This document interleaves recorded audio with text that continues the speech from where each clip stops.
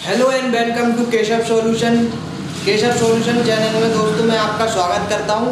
और आज मैं आपके लिए बहुत शानदार और बहुत जानदार सेशन लेके आया हूं, खास करके उन बच्चों के लिए जो 12th फिजिक्स और मैथमेटिक्स में जुड़े हुए हैं। तो दोस्तों मैं आज फिजिक्स का टॉपिक लेके आया हूं और बहुत अच्छे से आपको समझना होगा और इस पूरी वीडियो को बहुत ध्यान से मेरे साथ में देखना पड़ेगा आपको, तभी जाके ये टॉपिक आपको समझ में आएगा। तो सबसे पहले मैंने पिछली क्लास में आपको बताया था स्टूडेंट्स कि क्या कूलम का नियम होता है और क्या विद्युत क्षेत्र की विद्युत बल रेखाएं होती हैं, कैसे आवेश उत्पन्न होता है, इस सब बातों पे अपन ने चर्चा की थी। तो आज अपन पढ़ेंगे कि क्या विद्युत क्षेत्र की तीव्रता होती है। और मैं आपको पहले ही बता दूं, आज का सेशन आपके लिए बहुत इम्पोर्टेंट है। क्योंकि आज के सेशन से क्वेश्चन आने के चांसेस बहुत ज़्यादा हैं। ठीक है, तो आप मेरे साथ बने रहिए आखिर तक। ठीक है, तो चलो स्टार्ट करते हैं। कल मैंने आपको विद्युत बल रेखाएं बताई थी, आज मैं आपको बताऊंगा विद्युत क्षेत्र की तीव्रता क्या होती है। तो विद्युत क्षेत्र की तीव्रता अपन देखेंगे। विद्युत क्षेत्र की तीव्रता क्या होती है। पहले तो आपको ये समझना पड़ेगा कि विद्युत क्षेत्र क्या होता है। तो ध्यान से सुनना, मेरे एक एक वर्ड बहुत इंपॉर्टेंट है। विद्युत क्षेत्र होता है किसी आवेश का वह क्षेत्र जहां तक उसका क्या होता है, प्रभाव होता है। विद्युत बल रेखाएं निकलेंगी और वो कहीं तक अनंत तक जा सकती है। तो किसी आवेश का वह क्षेत्र जहां तक उस आवेश का क्या होता है, प्रभाव होता है, उसे अपन क्या कहते हैं, विद्युत क्षेत्र कहते हैं। ठीक है, विद्युत क्षेत्र कहते हैं। तो विद्युत क्षेत्र की तीव्रता क्या होती है। विद्युत क्षेत्र की तीव्रता होती है किसी आवेश को अब मैं क्या करूंगा, देखो ध्यान से समझना इस चीज को। विद्युत क्षेत्र अभी मैंने आपको बताया, किसी आवेश का वह क्षेत्र जहां तक उसका क्या होता है, प्रभाव होता है, उसे अपन क्या कहते हैं, विद्युत क्षेत्र कहते हैं। अब बेटा जैसे ये प्लस क्यू आवेश यहाँ पे रखा है। ठीक है, प्लस क्यू आवेश यहाँ पे रखा है और इससे लगातार क्या निकल रही हैं, विद्युत बल रेखाएं निकल रही हैं। ठीक है, विद्युत बल रेखाएं अपन ने पढ़ा था पिछली क्लास में। ठीक है, तो इस आवेश से विद्युत बल रेखाएं निकल रही हैं, तो इसका प्रभाव कहाँ तक है, जहाँ तक मान लो इसका प्रभाव कहाँ तक है, यहाँ तक इसका प्रभाव। ठीक है, इधर तक इसका क्या है, इस पूरे आवेश का क्या है, प्रभाव है। ठीक है, अब मैंने क्या करूँगा, किसी एकांक आवेश उसे बोलते हैं। देखो ध्यान से समझ लेना, एकांक आवेश ये आपको कोई नहीं बताएगा। एकांक आवेश उस आवेश को हमें मानना पड़ता है जिस पर क्या होता है, जिसका खुद का कोई चार्ज नहीं होता, मतलब खुद का कोई आवेश नहीं होता, उसको अपन क्या कहते हैं, एकांक आवेश कहते हैं। मैं अभी आगे बार बार एकांक आवेश बोलूंगा तो आपको अभी से मैं क्लियर कर दे रहा हूं कि एकांक आवेश होता क्या है। एकांक आवेश का मतलब है कि उसका खुद का कोई विद्युत क्षेत्र और उसका खुद का कोई आवेश नहीं होता। ठीक है, तो उस एकांक आवेश को इस विद्युत क्षेत्र तक लाने के लिए जितना बल लगाना पड़ता है उसको अपन कहते हैं विद्युत क्षेत्र की तीव्रता। और ये क्या होता है, देखो मैं बताता हूँ, इसकी डेफिनेशन अपन लिखेंगे और इसका मात्रक पे भी मैं बात करूंगा। ठीक है, तो आप साथ से और ध्यान से देखते जाना। ठीक है, सब चीजों को। विद्युत क्षेत्र किसे कहते हैं, विद्युत क्षेत्र मैंने अभी आपको बताया, विद्युत क्षेत्र की तीव्रता एकांक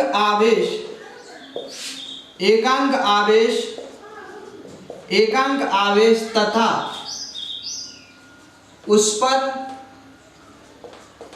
पर कार्य करने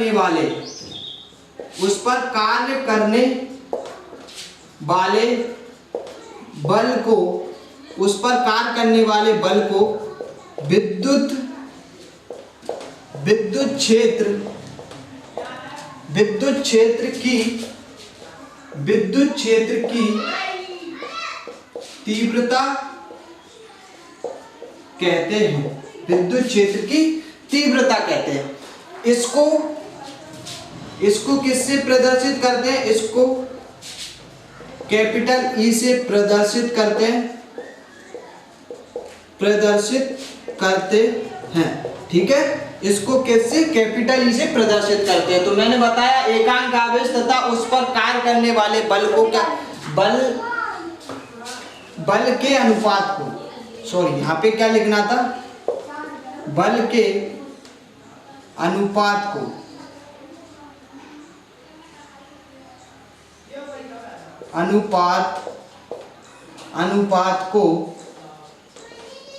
अनुपात को विद्युत क्षेत्र की तीव्रता कहते हैं। ठीक है, ये मैं इसका रीजन क्यों बता रहा हूँ। देखो बेटा, आज की दुनिया में 12th वाले स्टूडेंट ध्यान से सुन लो, परसेंटेज तो आपकी बनी जाएगी, लेकिन percentage doesn't matter in today's life.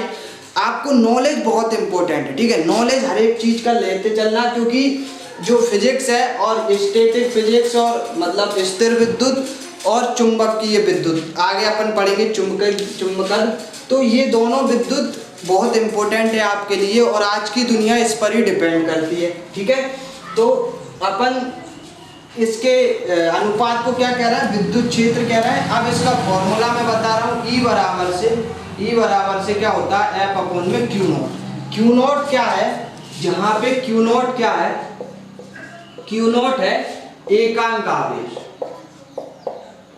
आवेश या फिर इसको ही बोलते हैं अपन परिरक्षण आवेश।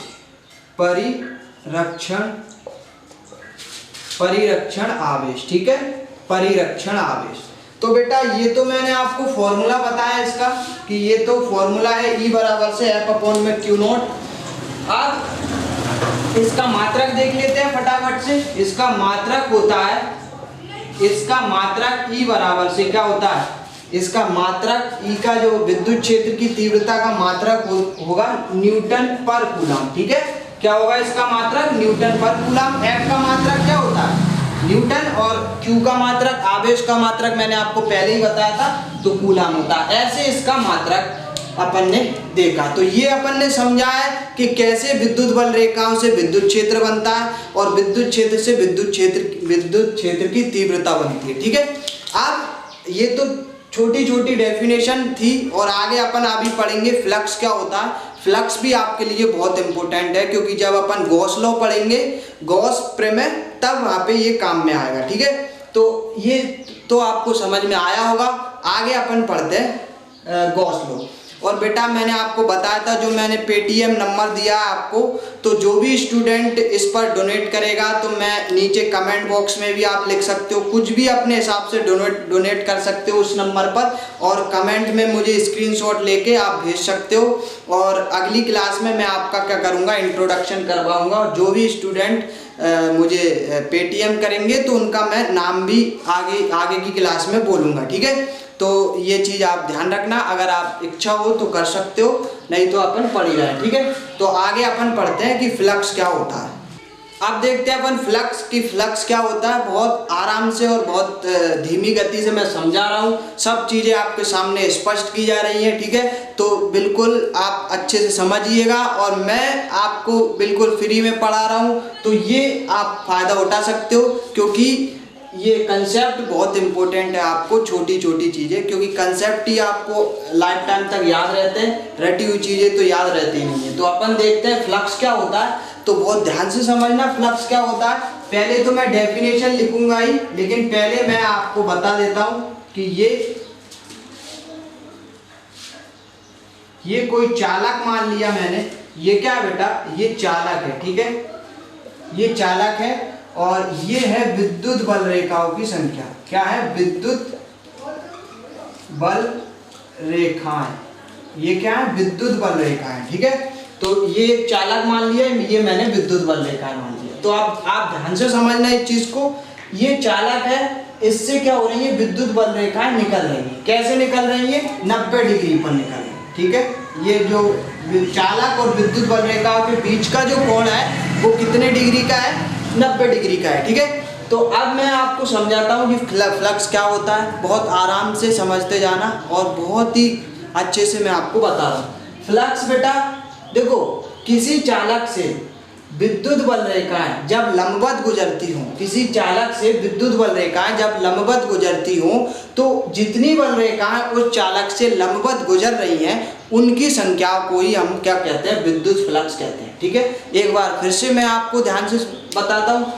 किसी चालक से विद्युत बल रेखाएं लंबवत गुजरती हैं तो जितनी बल रेखाएं उस चालक से लंबवत गुजर रही हैं उनकी संख्या को ही हम क्या कहते हैं, विद्युत फ्लक्स कहते हैं। तो मैं डेफिनेशन लिख रहा हूं, मैं डेफिनेशन अभी आपको लिख के बता रहा हूं, ये आप लिख सकते हो। किसी चालक से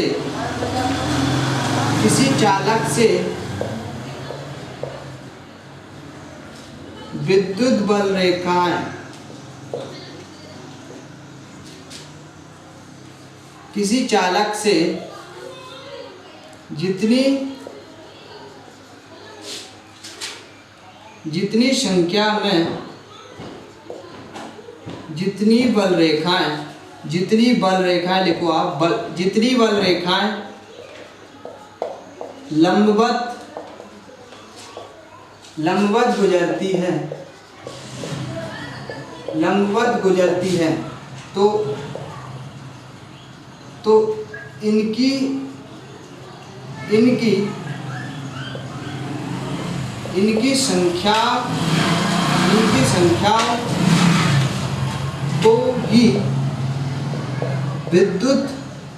इनकी संख्या को ही विद्युत फ्लक्स कहते हैं। ठीक है, विद्युत फ्लक्स कहते हैं। तो विद्युत फ्लक्स मैंने आपको बताया, किसी चालक से जितनी बल रेखाएं लंबवत गुजरती है तो इनकी संख्या को ही विद्युत फ्लक्स कहते हैं। अब कई स्टूडेंट कह रहे होंगे कि हमारी किताब में तो कुछ और लिखा है, ये डेफिनेशन कुछ और है। वही डेफिनेशन है, बस आपको अगर कंसेप्ट क्लियर है तो डेफिनेशन आप कुछ भी लिख सकते हो। ठीक है, कंसेप्ट यही है जो मैंने बताया। ठीक है, अब आप इसको कैसे भी लिख सकते हो। ठीक है, तो ये तो मैंने विद्युत फ्लक्स बताया था। अब इसको प्रदर्शित करते हैं बेटा कैपिटल फाई से। ठीक है, किससे करते हैं, फाई से। फाई और नीचे क्या है, ई। तो फाई ई बराबर से क्या होता है इसका फॉर्मूला, फाई ई बराबर से E into D S cos theta. अब ये चीज आपको समझ में नहीं आई होगी कि ये डी एस कॉस थीटा ही क्यों लिया, E into D x cos theta क्यों लिया है। तो मैं बता रहा हूँ इसका रीजन, कोई आपको नहीं बताएगा ये रीजन। ठीक है, देखो ये मान लो किसी कोण पर ये चालक क्या रखा है, इन विद्युत बल रेखाओं, ये तो विद्युत बल रेखा है। ठीक है, ये क्या है, विद्युत बल रेखा है और इनके बीच में क्या बना रहा है, थीटा कोण से ये चालक क्या हुआ है, इस विद्युत बल रेखाओं में क्या हुआ है, झुका हुआ है। ठीक है, तो अब मैंने क्या बताया था, लंबवत गुजरती है। तो मुझे क्या लेना पड़ेगा, इसका क्या लेना पड़ेगा, लंबवत जितना इन दोनों के बीच में कोण कितने का है, थीटा का। तो अब मैं देखूंगा इसमें क्या है, थीटा कोण बना रहा है तो डी एस कॉस थीटा और डी एस साइन थीटा कैसे आता है, ये क्या होता है, E D S cos theta phi. तो यहाँ पे क्या आ जाएगा, यहाँ पे आ जाएगा ये तो कॉस थीटा और ये क्या है, साइन थीटा। ठीक है, क्या आ जाएगा, साइन थीटा। तो थीटा कोण तो इस प्रकार से यहाँ पे ये क्या बना रहा है, इस क्षेत्रफल के साथ बना रहा है ये कोण। तो इसलिए हमने ये वाला कोण लिया है डी एस कॉस थीटा, क्योंकि डी एस कॉस थीटा पूरा का पूरा क्षेत्रफल और बल रेखाएं और चालक के बीच में कोण है। ठीक है, तो ये फॉर्मूला आपको याद करना है, फाई ई बराबर से ई डी एस कॉस थीटा। इसका मात्रक क्या होता है, देखो मात्रक मैं बता देता हूँ आपको एक बार से। ई का मात्रक अभी अपन ने देखा था अभी मैंने बताया था आपको, ई का मात्रक न्यूटन पर कूलाम था। ई का मात्रक क्या होगा, न्यूटन पर कूलाम, और क्षेत्रफल का मात्रक आप सभी जानते हो मीटर स्क्वायर। तो फ्लक्स का जो मात्रक है वो क्या हो जाएगा, न्यूटन पर कूलाम, न्यूटन मीटर स्क्वायर पर कूलाम। ठीक है, तो ये तो अभी मैंने बताया आपको फ्लक्स और विद्युत क्षेत्र की तीव्रता। अब अपन आगे देखते हैं, जो मैं अभी आगे आपको क्वेश्चन करवाऊंगा वो क्वेश्चन बिल्कुल 100% किसी ना किसी एग्जाम में बिल्कुल आएंगे ही। ठीक है, आपके हाफ ईयरली, क्वार्टरली, और इसमें फाइनल एग्जाम में अपन फाइनल की बात करते हैं, तो जो आगे के क्वेश्चन मैं आपको करवा रहा हूँ वो बिल्कुल एग्जाम में आएंगे। तो 2-3 क्वेश्चन अपन देखते हैं। ये डेरिवेशन है तो डेरिवेशन फिजिक्स में आपको करना ही पड़ेगा, ठीक है। तो देखते हैं दोस्तों, देखते हैं अपन ये गॉस लॉ। और गॉस लॉ बेटा आपके लिए मैं बता दे रहा हूँ, ये आपके इस चैप्टर का बहुत ही इम्पोर्टेंट क्वेश्चन है, इसलिए इसको बिल्कुल ध्यान से देखना कि कैसे क्या हो रहा है। बिल्कुल एक चीज़ अगर समझ में नहीं आई तो आपको ये पूरा डेरिवेशन मिस हो सकता है, ठीक है। तो इस चैप्टर का one of the important question है ये, ठीक है। तो इस पर मैं पहले ही लिख देता हूँ, महामोस्ट क्वेश्चन है इस चैप्टर का, ठीक है। क्या है? IMP, very very important question, महामोस्ट क्वेश्चन है इस चैप्टर का। तो स्थिर विद्युत का सबसे पहला और बिल्कुल स्पेशल क्वेश्चन ये, ठीक है। तो गॉस प्रमेय अपन देखते हैं, इसको समझते हैं पहले क्या है गॉस प्रमेय, होती क्या है। सबसे पहले मैं इसकी डेफिनेशन आपको बताऊंगा कि क्या डेफिनेशन होती है, ठीक है। तो मैं डेफिनेशन लिख रखी है, इसको मैं एक बार पढ़ के बता देता हूँ और समझाऊंगा मैं बहुत अच्छे से नीचे, ठीक है। तो किसी बंद पृष्ठ से गुजरने वाला संपूर्ण विद्युत फ्लक्स उस सतह से परिबद्ध कुल आवेश का 1/ε0 गुना होता है, किसी बंद पृष्ठ से। तो ये मैंने मान लिया ये बंद पृष्ठ है, पूरा का पूरा बंद पृष्ठ, और ये खोखला पृष्ठ। एक तो बंद पृष्ठ है और एक भीतर से खोखला है, कुछ नहीं है इसके, ये ठोस नहीं है, ये बिल्कुल खोखला है, ठीक है। तो ये तो हो गई बंद सतह। अब बेटा बंद सतह से मैंने आपको बताया था, जब मैं विद्युत बल रेखाएं पढ़ा रहा था तो मैंने एक चीज़ बताई थी कि विद्युत बल रेखा किसी चालक की, जो खोखला चालक रहता है उसकी सतह के अंदर नहीं जाती है, उसकी सतह पर ही रह जाती है रुक कर, ठीक है, उसके अंदर नहीं जाती है। तो कोई भी यहाँ से अपन बल रेखाएं डालेंगे, मतलब ये एक चालक है, इसकी सतह पर मान लो विद्युत बल रेखाएं ऐसे पड़ रही हैं, तो ये इसकी सतह पर ही रह जाएंगी। मतलब सतह पर अगर रह जाएंगी तो मतलब पूरा का पूरा यहाँ पे क्या आ जाएगा, प्लस आवेश आ जाएगा, इस पर क्या आ जाएगा, ध्यान से समझते जाना, प्लस आवेश आ जाएगा पूरी सतह पर। ऐसे इसकी पूरी सतह पर क्या आ जाएगा, एक प्लस आवेश उत्पन्न हो जाएगा जब इस पर विद्युत बल रेखाएं पड़ेंगी तब, ठीक है। तो ये विद्युत बल रेखाएं पड़ी तो इस पर क्या आएगा, प्लस आवेश उत्पन्न, या फिर जो भी माइनस आवेश आएगा तो माइनस आवेश उत्पन्न हो जाएगा। तो ये जो किसी बंद पृष्ठ से गुजरने वाला, अब इस पर जब ये चालक है, इससे विद्युत बल रेखाएं गुजरेंगी तो इसमें फ्लक्स उत्पन्न होगा, क्योंकि मैं बता रहा हूँ फ्लक्स तभी उत्पन्न होगा बेटा जब ये दोनों बल रेखाएं एक दूसरे से 90 डिग्री के कोण पर होंगी, तभी जाके फ्लक्स होगा। नहीं तो ये ऐसे जा रही हैं तो विद्युत बल रेखाएं, फ्लक्स नहीं बन पाएगा। तो फ्लक्स बनने के लिए चालक और विद्युत बल रेखाएं, मतलब जितनी विद्युत क्षेत्र है उसके बीच में 90 डिग्री का कोण होना चाहिए। तो कहीं ना कहीं ये क्या बनाएगा, एक विद्युत फ्लक्स बना लेगा। तो विद्युत फ्लक्स मैंने मान लिया विद्युत क्षेत्र ये ई, और इसकी सतह जो ये पृष्ठ है, चालक पृष्ठ है, इसका एरिया जो ds, एक छोटा सा यहाँ पे मैं डेरिवेशन बताऊंगा तब बताऊंगा ये चीज़, ठीक है। तो पृष्ठ से गुजरने वाला संपूर्ण विद्युत फ्लक्स उस सतह से परिबद्ध कुल आवेश का 1/ε0 गुना होता है। मतलब ये कुल आवेश, मान लो ये 40 कूलाम आवेश आ गया तो उसका 1/ε0 गुना होगा इस पूरी सरफेस पर। अब इस गॉस थ्योरम का उपयोग कहाँ पे है, तो मैं एक प्रैक्टिकल एग्जांपल देता हूँ। जब आप कार में बैठे हो, जब बैठे हो आप, और आपकी कार की चारों खिड़कियाँ क्या है, बंद होना चाहिए, क्योंकि हमें बंद पृष्ठ की बात कर रहे हैं। अगर एक भी खिड़की खुली होगी तो ये खुला पृष्ठ हो जाएगा, ठीक है। तो जब अचानक से आप बरसात में जा रहे होते हो तो क्या होता है, बिजली जब कड़कती है और मान लो आपकी कार पे ही गिर गई वो, तो क्या होगा, अगर आपका पृष्ठ बंद है, मतलब कार आपकी चारों तरफ से बंद है, तो आपको कुछ भी नहीं होगा। जो भी बिजली गिरेगी वो सीधी क्या चली जाएगी, पृथ्वी में, मतलब अर्थ में चली जाएगी। किस वजह से, क्योंकि ये बंद पृष्ठ हो जाता है, इसलिए। तो ये तो मैंने आपको गॉस प्रमेय बताई थी, इसका डेफिनेशन यही है, किसी बंद पृष्ठ से गुजरने वाला संपूर्ण विद्युत फ्लक्स उस सतह से परिबद्ध कुल आवेश का 1/ε0 गुना होता है। मतलब Q/1/ε0 पूरा का पूरा विद्युत फ्लक्स। तो अब हम देखते हैं गॉस प्रमेय की उत्पत्ति कैसे होती है। ये बहुत इंपॉर्टेंट चीज़ है, ये कई सारे स्टूडेंटों को समझ में नहीं आती, सीधी सीधी रट लेते हैं 4-5 बार प्रैक्टिस करके। तो आपको समझना है चीज़ों को, ठीक है। तो अपन देखते हैं आप गॉस प्रमेय कैसे सिद्ध होती है इसके बारे में। स्टूडेंट आप देखते हैं अपन इसकी उत्पत्ति, इसका डेरिवेशन जो बहुत इंपॉर्टेंट है, ठीक है। तो मैंने मान लिया, ये पहले मैंने डायग्राम बनाया था, वो डायग्राम मैंने फिर से बना दिया। तो मैंने मान लिया कि जेड एक क्या है, पृष्ठ है, ये पूरा का पूरा पृष्ठ। अब ये एक गोल पृष्ठ होता तो इस पर तो अपन क्या करते, आवेश निकाल लेते आराम से, ठीक है। क्योंकि गोल पृष्ठ में 4πr क्या कर दे देंगे अपन, उसमें मल्टीप्लाई एरिया का और विद्युत क्षेत्र की तीव्रता का मल्टीप्लाई करके उसमें से क्या कर सकते हैं अपन, निकाल सकते हैं कि एक खोखले गोले के अंदर कितना विद्युत फ्लक्स उत्पन्न होगा। लेकिन यहाँ पे हम एक ऐसे पृष्ठ की बात कर रहे हैं जिसकी आकृति क्या हो हमें पता नहीं है, ये किसी भी आकृति का हो सकता है। देखो आकृति अपन ने असमान मानी इसकी, तो मैंने मान लिया कि एक चालक है, इसका ये चालक जेड है, कुछ जेड पृष्ठ का एक चालक है, ठीक है।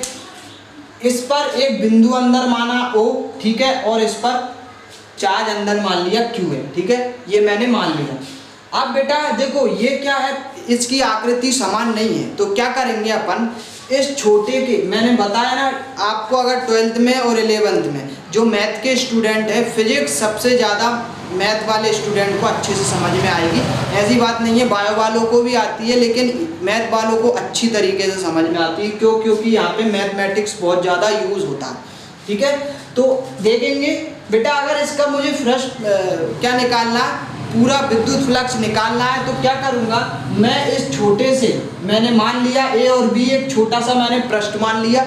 इंटीग्रेशन समाकलन कैसे करते हैं, समाकलन करते हैं छोटा सा हिस्से का पूरा समाकलन करके हम इस पृष्ठ का पूरा आवेश ऐसे निकालेंगे। तो ये एक मैंने आइडिया बताया। तो इस पूरी पृष्ठ पर मैंने छोटा सा एक पृष्ठ मान लिया AB, इस पर विद्युत क्षेत्र E मान लिया, और इसका जो क्षेत्रफल है DS और विद्युत क्षेत्र के बीच में कोण कितना, थीटा है। अब कोण थीटा मान लिया और A और B मैंने पृष्ठ मान लिए। तो इस पर ये पूरी कहानी आप लिख देना यहाँ पे। माना एक पृष्ठ क्या है, मानना पड़ेगा सबसे पहले, तो पृष्ठ मैंने मान लिया पृष्ठ Z, ठीक है, पृष्ठ Z मान लिया, और एक क्या माना, छोटा सा पृष्ठ माना AB। AB क्या है, AB पृष्ठ है, छोटा पृष्ठ, छोटा पृष्ठ AB क्या है, AB छोटा पृष्ठ है, ठीक है। अब इस छोटे पृष्ठ से विद्युत क्षेत्र E और DS इसका क्षेत्रफल मैंने मान लिया, जब छोटा पृष्ठ है तो DS इसका क्षेत्रफल।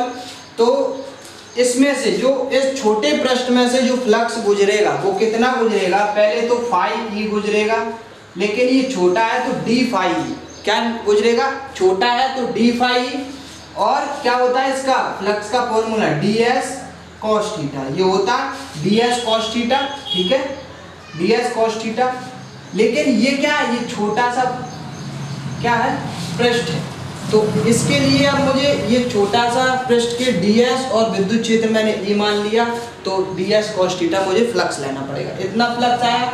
अब मैं क्या करूँगा, ये तो फ्लक्स कितना आया छोटे से पृष्ठ से, तो मैं क्या करूँगा अब आगे, इस पूरे पृष्ठ का अगर मुझे फ्लक्स निकालना है, पूरे पृष्ठ का अगर मुझे फ्लक्स निकालना है, तो मैं क्या कर दूंगा, इसका समाकलन कर दूंगा, ठीक है। तो समाकलन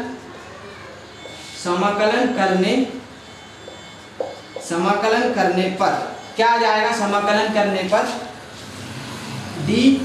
अब ये बंद पृष्ठ है, तो बेटा बंद पृष्ठ के लिए आपको पता होगा समाकलन कैसे लगाते हैं, समाकलन का निशान और अंदर से गोला लगा देते हैं, मतलब बंद पृष्ठ है। इसका मतलब क्या निकलेगा कि ये क्या है, बंद पृष्ठ है, बराबर से बंद पृष्ठ S सरफेस के लिए E ds cos थीटा, ठीक है, क्या जाएगा, E ds cos थीटा। अब मैं आगे इसका समाकलन क्या जाएगा, फाई E इसका समाकलन आ जाएगा, जब मैं समाकलन करूंगा तब। अब बेटा इसमें से क्या है, परिवर्तित क्या चीज नहीं हो रही, देखो बहुत ध्यान से समझना है इस चीज को बेटा। परिवर्तन E का परिवर्तन नहीं हो रहा, E यहाँ पे भी E है, E यहाँ पे भी E है। ये हर एक पृष्ठ के लिए जब मैं छोटे छोटे पृष्ठ मानता जाऊंगा तो उसके लिए भी E क्या होगा, समान ही होगा। तो समान जो होता है, जो बदलता ही नहीं है, उसको अपन समाकलन से बाहर रख लेते हैं। ठीक है, ये बहुत समझने वाली चीज़ है, समझना इसको ध्यान से। तो जो बदल नहीं रहा, बदल कौन नहीं रहा, ई ds जरूर बदल रहा है। यहाँ पे ds कुछ और, यहाँ पे ds कुछ और, कुछ और, कुछ और, अलग अलग जगह पे अलग अलग ds आ रहा। तो मुझे क्या करना पड़ेगा, ई को बाहर निकालना पड़ेगा और किसका समाकलन करना पड़ेगा, ds cos थीटा का। ठीक है, किसका समाकलन करना पड़ेगा, ds cos थीटा का। अब मुझे पता है हम जानते हैं, क्या जानते हैं, हम जानते हैं, ठीक है, क्या जानते हैं हम, इसको समीकरण 1 मान लेना। हम जानते हैं ई बराबर से क्या होता है, ई बराबर से 1/4 pi epsilon not Q upon में आर स्क्वायर ये होता है। ठीक है, ये क्या, ये होता है। ठीक है, ई बराबर से इतना होता है। देखो इसका व्यंजक मैंने आपको नहीं करवाया, जब मैंने विद्युत क्षेत्र की तीव्रता आपको पढ़ाई थी, इसका फॉर्मूला होता है F अपॉन में Q, तो मैंने ये डेरिवेशन नहीं करवाया आपको विद्युत क्षेत्र की तीव्रता, ये आता भी नहीं है। ठीक है, तो ये इसमें कुछ नहीं है, F अपॉन में Q, जब आप क्या निकालोगे, E निकालोगे, E बराबर से क्या होता है F अपॉन में Q, जब F का मान रखोगे 1/4 pi epsilon not Q square upon में R स्क्वायर से, तो Q से Q कट जाएगा, ये आ जाएगा। ठीक है, तो ये इतना आ जाता है, ये आप देख लेना। तो मैं अब आगे बताऊंगा। तो ई का मान अपन समीकरण 1 में रखेंगे, तो ई का मान समीकरण 1 में रखने पर क्या प्राप्त होता है अपन देखते हैं। अब ई का मान समीकरण 1 में रखेंगे तो फाई ई बराबर से क्या जाएगा, फाई ई बराबर से कितना जाएगा, ई का मान रखा, ई का मान कितना था, 1/4 pi epsilon not Q upon में क्या है आर स्क्वायर इंटू इंटीग्रेशन बंद पृष्ठ के लिए क्या जाएगा, ds cos थीटा। लेकिन ये क्या जाएगा, ये नहीं आएगा, ds cos थीटा इतना आ जाएगा। ठीक है, इतना आने के बाद अब इसको और अच्छे से जमा लो। फाई ई बराबर से 1/4 pi epsilon not Q upon में आर स्क्वायर, ये अपने लिए बंद पृष्ठ के लिए ds cos थीटा। ठीक है, क्या आ गया, बंद पृष्ठ के लिए ds cos थीटा। अब मुझे ये चीज पता नहीं है, कौन सी चीज पता नहीं है, ये वाली चीज हमें पता नहीं है कि ds cos थीटा बंद पृष्ठ के लिए क्या है, क्योंकि ds हमेशा बदलता जाएगा। कभी यहाँ पे कुछ और ds आया, छोटा पृष्ठ के लिए अलग निकाला तो कुछ और आ रहा है, तो ds हमें पता नहीं है। तो ये क्या किया है हमने प्रैक्टिकली, जब मैंने गॉस लॉ अपन ने देखा, उसको प्रैक्टिकली किया, तो तब ये सामने आता है कि ds cos थीटा का मान, इसको दूसरा समीकरण मान है। तो यहाँ पे बंद पृष्ठ के लिए ds cos थीटा बराबर से क्या होता है, 4 पाई आर स्क्वायर। मतलब एक गोले का जो ये गोला है, उसका सतह का पृष्ठ सरफेस एरिया क्या होता है, पृष्ठ सतह एरिया क्षेत्रफल क्या होता है, 4 पाई आर स्क्वायर, यही होता है ना। तो ये हमने मान लिया कि एक जो पृष्ठ है वो एक गोले की पृष्ठ है, तब जाके ये एग्जैक्ट निकला, नहीं तो इसका मान हम निकाल नहीं पाते। ठीक है, तो ये चीज़ हमने क्या की, ये प्रैक्टिकली हमें पता पड़ा है। तो इसका मान हमें करना है किस समीकरण 1 में, समीकरण 2 से क्या जाएगा, पाई ई बराबर से 1/4 pi epsilon not Q upon में आर स्क्वायर और 4 पाई आर स्क्वायर। ठीक है, 4 पाई से 4 पाई कट गई, आर स्क्वायर से भी आर स्क्वायर क्या हो जाएगा, कैंसिल हो जाएगा। तो फाई ई बराबर से क्या जाएगा, 1/4 में एप्सिलॉन नॉट क्यू, यही तो हमें सिद्ध करना था। ये क्या है, यही गॉस प्रमेय, ये क्या है, यही गॉस प्रमेय। तो स्टूडेंट इस चीज़ को अगर समझ में नहीं आए, देखो डेरिवेशन तो मैं नोट्स आपको पीडीएफ में प्रोवाइड कर दूंगा, तो वहाँ पे आप नोट्स अच्छे से बना सकते हो। लेकिन अपना मेन मुद्दा ये है कि यहाँ पे समझ में आना चाहिए, अगर गॉस लॉ क्या है, कैसे इसमें से एरिया बदल गया, कैसे विद्युत क्षेत्र आया, ये चीज़ें नहीं आएंगी समझ में, तो आप भले 12वीं के बाद कहीं भी पहुँच जाओ, आप कुछ हासिल नहीं कर सकते। ठीक है, एक नॉर्मल स्टूडेंट और एक हाई लेवल के स्टूडेंट में यही डिफरेंस रहता है कि उसका नॉलेज बहुत अच्छा रहता है शुरू से। ठीक है, तो अपन देखते हैं बेटा आगे की क्लास में कि विद्युत क्षेत्र की तीव्रता, अक्षीय स्थिति में विद्युत क्षेत्र की तीव्रता क्या होती है और निरक्षीय स्थिति में भी विद्युत क्षेत्र की तीव्रता क्या होती है। ठीक है, अगली क्लास में अपन ये पढ़ेंगे। अपने घर पे बैठ के अच्छे से पढ़ाई करिए, ठीक है, अच्छे से पढ़ते रहिए और अपना ख्याल रखिएगा। धन्यवाद, thank you so much, God bless you.